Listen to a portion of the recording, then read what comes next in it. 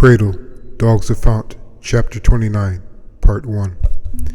They claimed the city was weather conditioned, but for the most part it was required to at least wear a sweater, or you'd likely end the day with your teeth chattering. Also, though a day-night cycle was attempted with powerful lights, there was always a sense of intrinsic darkness around the edge of things, even at 10 in the morning. Arturo was beginning to lose trust in the hours of the day anyway. The apartment was incredibly neat when they first arrived. Not one detail had been overlooked. There was no dust on the counters or even the floor. The carpets had the softness you'd only get when they've never been stepped on. The bed sheets and comforters smelled florally pleasant, and the bathroom was modern yet warm and made Arturo want to spend an extra moment inside every time he went in there. However, it was obvious they were being watched, and that was describing it in the least. Their first night there, Arturo motioned to Ruth that they would talk outside later. 30 minutes later, when they turned on the TV, there was a commercial, and it started out with generic music and "Going outside to talk? Stop by Java Brews for a coffee." At first, the general shrugged it off as a coincidence, but once Ruth and he were in the elevator, one of the neighbors asked, "Going to Java?" with a sly smirk. The next day, in the supposed morning, Arturo ran the shower and made sure it was loud and steamy and told Ruth and Cy to leave notes in different locations in the apartment, and they'd read and exchange on the sly.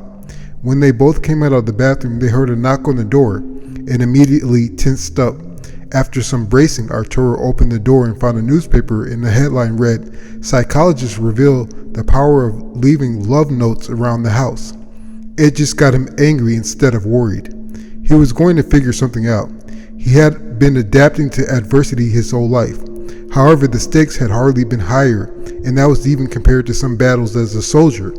Presently, he was sitting in the dining room table with Ruth, eating in silence. He took in a spoonful of earthy soup and looked over at Ruth. Her eyes looked tired, not sleepy. It was like she was always in deep thought, and it never turned up anything good. She wasn't even eating her soup. Instead, she sipped very sparingly from the coffee brown mug and didn't seem to notice, let alone enjoy the tea inside. Arturo grunted to himself and felt like slamming his fist on the table, but knew that wasn't what she needed, or maybe not in that way. He put his spoon in the bowl and momentarily wiped his mouth. "You know you can still talk, Ruth?" he asked. "Assuming the position of being a prisoner is not what we're going to do." Ruth ignored him for a moment and sipped her tea mechanically. She slowly set the mug down and smoothed her cloth napkin against the table. "You need to get us out of here. I don't know how you're going to do it, but we can't live like this. This is not a good place." She paused.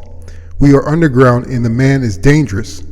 She stood up and fixed her turtleneck sweater and picked up a napkin and the mug. "That is all I'm going to say for now." She walked into the kitchen, which was directly behind and off to the right from where she had sat. Arturo had enough soup, so he sat and let Ruth's thoughts sink in with him.